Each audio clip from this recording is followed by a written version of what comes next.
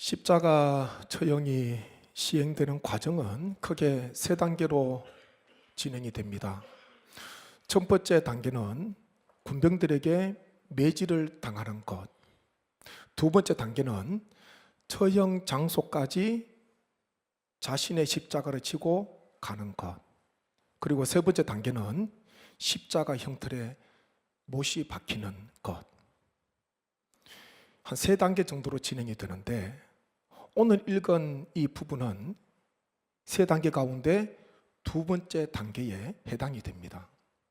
예수님께서는 십자가를 지시고 골고다로 향해 나아가시는, 십자가 처형 장소로 향해 나아가시는 그때에 있었던 사건, 한 가지 일을 기록하고 있습니다. 십자가의 가로나무의 무게가 대략 한 20kg 정도 된다고 합니다.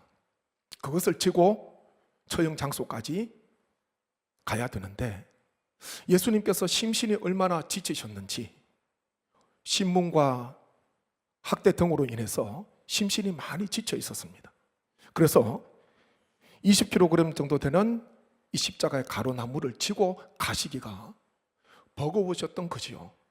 그래서 로마 군병은 어쩔 수 없이 시골에서 온 구레네 사람 시몬을 붙들어서 대신 예수님의 십자가 나무를 지우지 않습니까?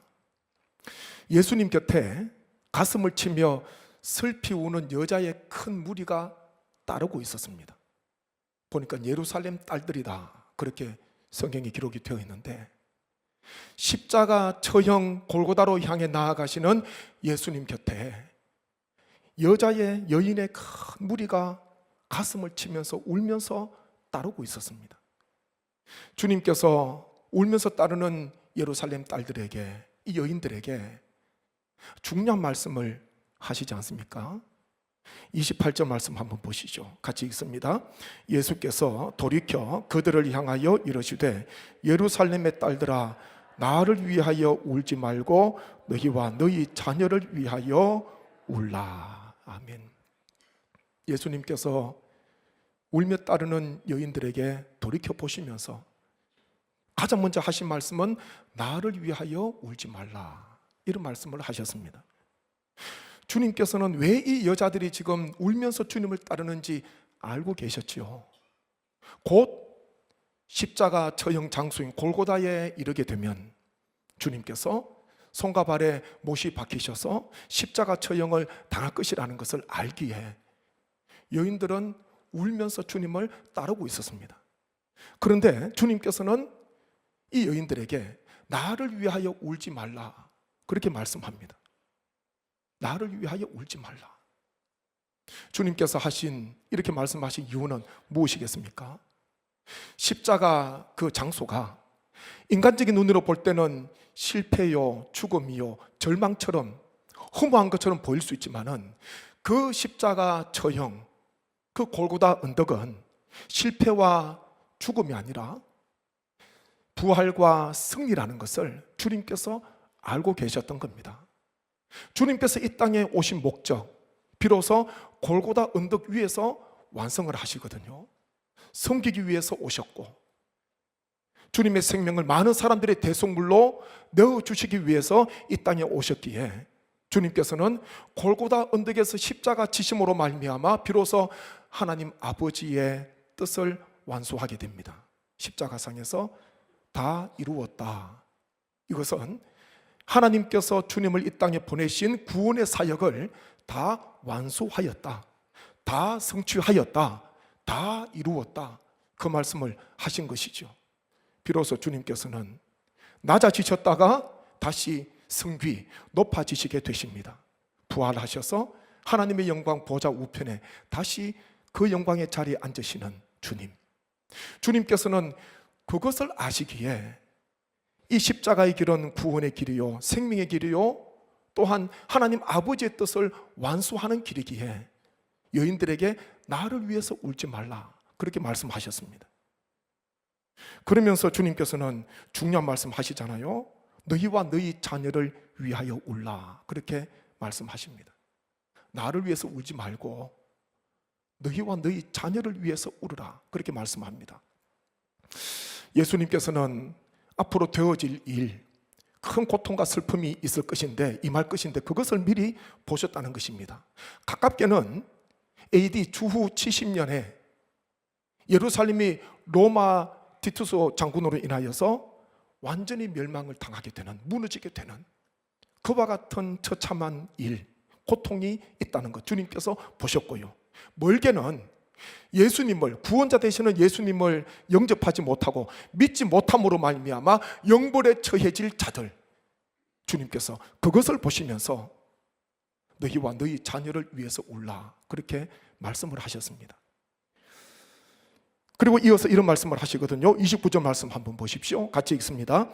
보라, 날이 이르면 사람이 말하기를 잉태하지 못하는 이와 해산하지 못한 배와 먹이지 못한 젖이 복이 있다 하리라. 아멘. 여기 보니까 잉태하지 못하는 이, 해산하지 못한 배, 먹이지 못한 젖, 다 자녀를 갖지 못한 여인을 이야기하고 있습니다. 어떻게 자녀가 없는데 복일 수가 있습니까? 이것은 역설적인 이야기죠. 자녀를 낳고 번성하는 것, 이것은 유대인들에게 있어서 축복으로 생각했습니다. 이 땅에서 얻을 수 있는 큰 복으로 여겼잖아요. 그런데 주님께서는 오히려 무자한 자, 자녀가 없는 자가 복이 있다, 그렇게 말씀합니다. 이것은 그만큼 로마로 말미암아 예루살렘이 함락될 때에 큰 고통이 임한다는 것, 이 주님의 이 말씀대로 요세푸스의 유대 전쟁기에 보게 되면은, 그 기록에 보게 되면은 로마 장군 티투스로 인하여서 예루살렘이 함락되는데 많은 젊은이들이 전쟁통에서 죽게 됩니다. 얼마나 배가 고팠던지 부모가 아이들을 잡아먹는, 얼마나 굶주렸던지 도저히 있을 수 없는 비극들이 머지않은 날에 일어나게 되었다는 것이죠. 주님께서 그것 보시면서 말씀하신 거예요. 부모에게 있어서 가장 큰 비통, 가장 큰 아픔, 슬픔은 무엇이겠습니까? 자녀가 아픔을 겪는 것, 자녀에게 고통이 임하는 것, 자녀가 큰 어려움 가운데 처해 있는 것, 부모로서는요 차마 눈 뜨고 볼 수 없는 상황입니다. 어떻게든 도와주고 싶은데 도와줄 수 있는 방법이 없을 때에, 발은 동동 부르는데요 동분서주 하기는 하는데 방법이 없을 때에, 자녀로 인해서 당하는 고통이 부모에게 있어서 얼마나 큰 고통이요, 얼마나 큰 슬픔이겠습니까? 그래서 주님께서는요 나를 위해서 울지 말고 너희 자녀를 위해서 울어라, 그렇게 말씀을 하셨습니다. 예수님을 믿지 않고 혹 인생을 살아가는 자녀가 있다면 이 인생의 끝이 불보듯이 뻔한데 고통과 심판과 멸망이 있을 것인데 주님께서는 궁극적으로 그것을 보면서 울라는 것이죠. 그렇기에 무자한 자가 오히려 복이 있다, 그렇게 주님께서 말씀하시는 거예요. 우리는 주님께서 왜 이런 말씀을 하셨는지 그 의도를, 심중을 잘 헤아려야 됩니다. 지금 이 시대는요 울 때입니다. 특별히 자녀를 위해서 울 때입니다. 우리 한국교회 많이 울었거든요. 많이 눈물 흘렸거든요. 그때 떨어진 눈물의 씨앗들이, 그때 통곡하며 하나님 앞에 기도했던, 부르짖었던 그 울음들이 지금 그 후에 열매를 맺었지 않습니까? 그런데요 교회에 눈물도 많이 사라졌습니다. 세상적으로 어떻게 보면 부족함이 없어서 그럴 수 있지만은 육신적으로 너무 평안해서 눈물을 흘리지 않는, 너희와 너희 자녀를 위해서 울어야 되는데 그거 보면서도요 눈물을 흘리지 않는, 마음의 아픔과 슬픔을 느끼지 못하는 그런 시대가 이 시대가 아닌가, 그렇게 생각해 봅니다. 이 시대는 교회를 향해서, 다음 세대를 향해서, 이 후손들 앞으로 태어날 건데 보지 못하는 후손들 하나님을 잘 경외해야 되는데 경외할 수 있을까? 그런 안타까움들이 우리 마음속에 있지 않겠습니까? 신앙의 다음 세대가 다른 세대가 되는 사사기의 말씀에 나오는 것처럼 하나님을 알지 못하는 다른 세대인 것처럼 그렇게 갈수록 변해가는 시대에 처해 있죠. 교회 미래에 대한 2020-2040이 있습니다. 2020년부터 2040년까지 물론 더 짧아질 수도 있지만은 지금 이 시대가 골든 타임이에요. 중요한 시대입니다. 벌써 2026년이지 않습니까? 울어야 되는데 자녀를 위해서 울지 못하는 그런 연약함이 우리에게 있다는 것이죠. 이 모니카라는 이름은 눈물로 기도하는 여자의 어머니의 대명사입니다. 모니카. 우리가 다 들어봤잖아요. 아들 어거스틴이 젊을 때에 방탕한 생활을 합니다. 세상 속에서 쾌락에 빠져 있고 방탕한 생활을 하잖아요. 마니교라는 이단의 심취에 있었습니다. 모니카가 주교를 찾아갑니다. 찾아가서 제 아들을 좀 어떻게 해주세요. 제 아들을 좀 건져주세요. 주교에게 부탁을 하잖아요. 그때 주교가 모니카에게 유명한 말을 하잖아요. 그게 모니카에게 있어서 일화가 됩니다. 눈물로 기도하는 어머니의 아들은 결코 망하지 않습니다. 잘못되지 않습니다. 얼마나 모니카가 눈물로 기도를 많이 했으면 주교가 그런 말을 해요. 눈물로 기도하는 어머니의 아들은 결코 망하지 않습니다. 거기에서 유명한 일화가 나오지 않습니까? 어거스틴이요, 정말 어머니의 눈물의 기도로 인하여서 하나님 만나게 되고 회심하게 되고 신학자로서 세계 교회 역사 가운데 큰 획을 긋는 그런 위대한 사람으로 쓰임을 받게 되었는데요, 어거스틴이 자신의 고백록에 보게 되면 어머니 모니카에 대해서 이런 회상을 하고 있습니다. 한번 들어보십시오. 그녀는 나의 육체를 낳은 어머니였으나 주님 안에서 나를 다시 낳기 위해 날마다 나를 위하여 더 큰 고통을 겪으셨다. 그렇게 고백을 하고 있습니다. 어머니 모니카는 나를 육신으로 낳으셨는데 그보다 더 큰 고통을 겪으신 것은요, 나를 신앙적으로 믿음으로 낳기 위해서 어머니는 더 큰 고통을 겪으셨다. 그렇게 회상하는 거예요. 부모는 두 번의 해산을 해야 됩니다.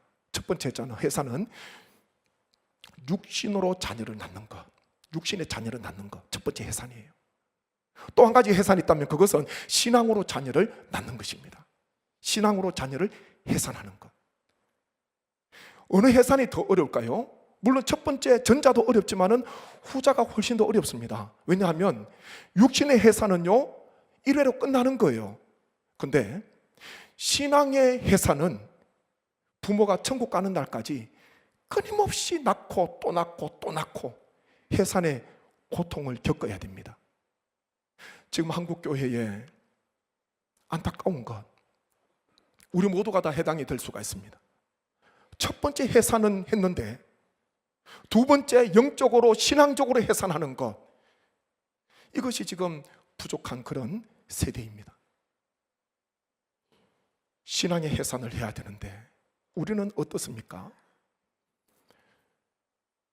가끔 제가 제 부모님에 대해서 이제 이야기를 할 때가 있는데 연세가 93세, 89세이기 때문에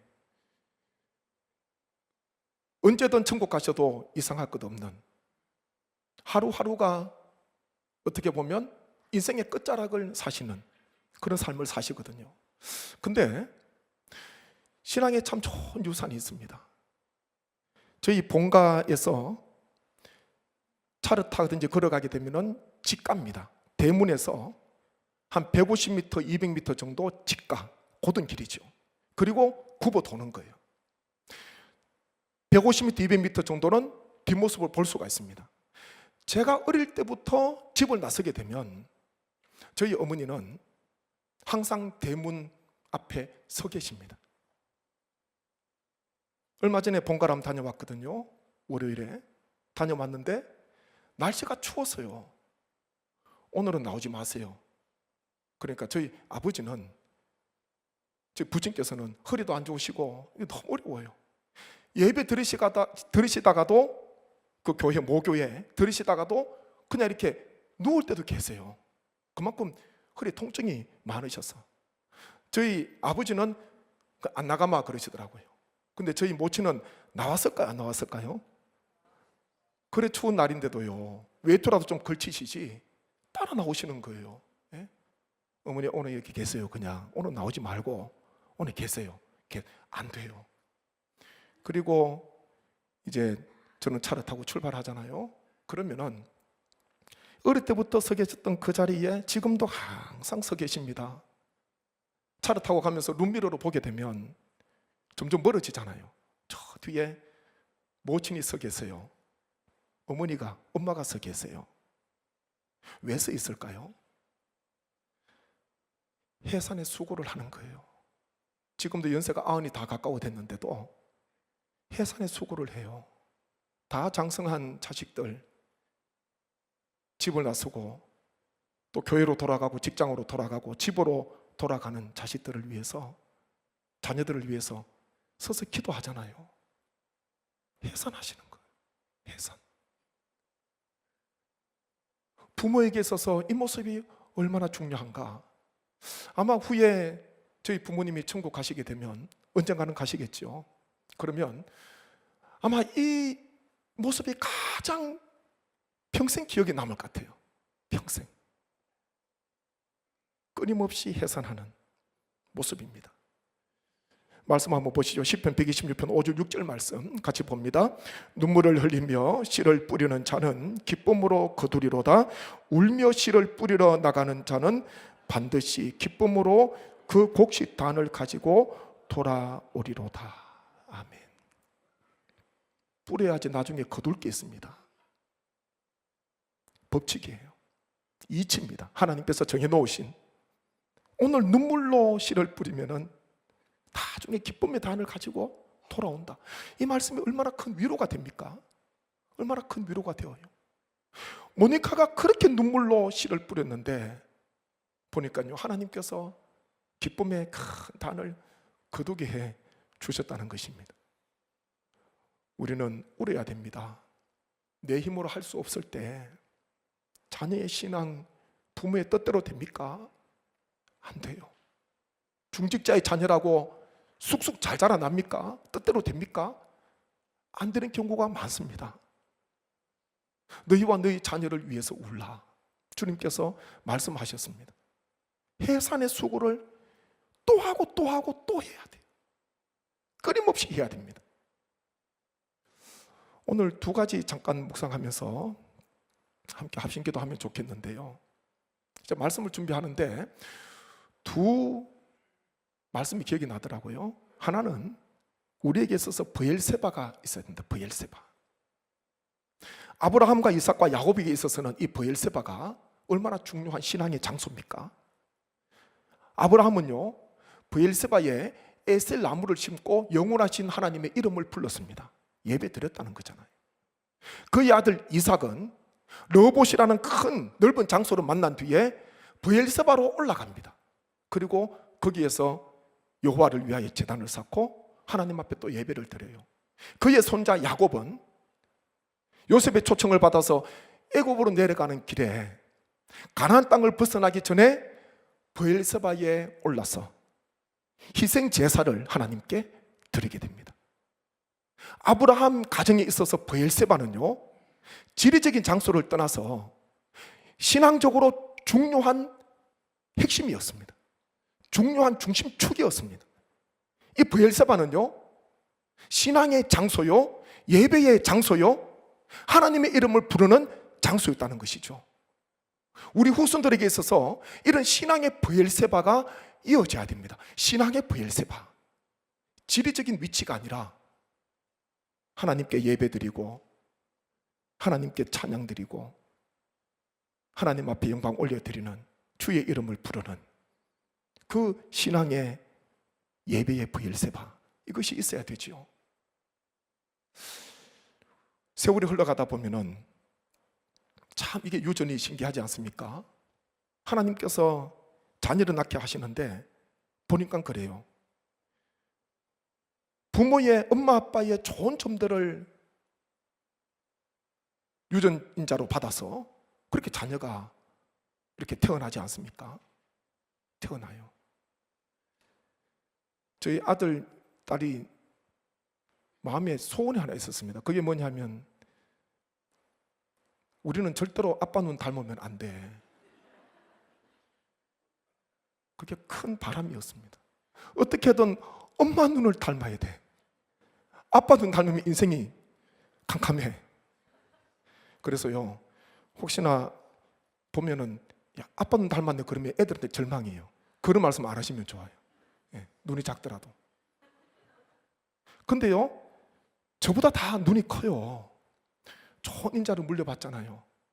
모습도 보면은 자녀들이 나이가 들게 되면은 부모님의 모습이 그 자녀의 모습 속에 보이게 됩니다. 육신의 이 겉모습뿐만 아니라 신앙적으로 닮는다면 얼마나 더 복된 일이겠습니까? 신앙적으로. 아, 저분의 모습을 보니까 저분의 예배 드리는 모습이나 섬기는 모습이나 은행이나 마음가짐이나 겉으로 드러나는 모든 신앙의 행위를 보니까 부모님하고 너무 닮았어. 육신의 겉모습뿐만 아니라 성품이, 신앙이, 마음이 너무 닮았어. 브엘세바가 있는 거잖아요. 브엘세바가. 부모의 브엘세바가 자손들에게 이어지는 것입니다. 이와 같은 브엘세바의 축복이 함께 하시기를 주님의 이름으로 축복합니다. 또 한 가지는요, 똑같은 개념입니다. 말씀 한번 보시죠. 디모데후서 1장 5절 말씀 함께 봅니다. 이는 내 속에 거짓이 없는 믿음이 있음을 생각합니다. 이 믿음은 먼저 내 외조모 로이스와 내 어머니 유니게 속에 있더니 내 속에도 있는 줄을 확신하노라. 아멘. 바울이 디모데를 만나서 보는데 디모데의 거짓이 없는 믿음이요, 어디에서 왔나 보니까 외조모 로이스 그리고 어머니 유니게로부터 흘러왔다는 것을 바울이 보게 됩니다. 저절로 믿음이 생긴 게 아니잖아요. 외조모 로이스의 믿음이 딸 유니게에 이어지고, 그리고 이 믿음이 또 손주에게 이어지는 이 믿음을 바울이 보게 됩니다. 얼마나 아름다운 모습입니까? 오늘부터 시작해서 저희가 부모 교사 온라인 대학을 3주간에 걸쳐서 하려고 하는데, 지금 계획은 전반기 한번 하고 또 후반기에 한번 그렇게 할 계획을 가지고 있습니다. 이것도 또 조금씩 계속해야 됩니다. 한 번으로 끝나는 것이 아니라. 강사를 모시는 게 얼마나 어렵습니까? 지리적으로도 그렇고. 그래서 온라인으로 하면 좋겠다 생각을 하고, 제가 서울 광진구에 있는 이 어느 교회 부모 교사 대학에 힘을 기울이더라고요. 열심히 하더라고요. 좋은 강의가 있어서 전화를 했습니다. 허락을 받고 해야죠.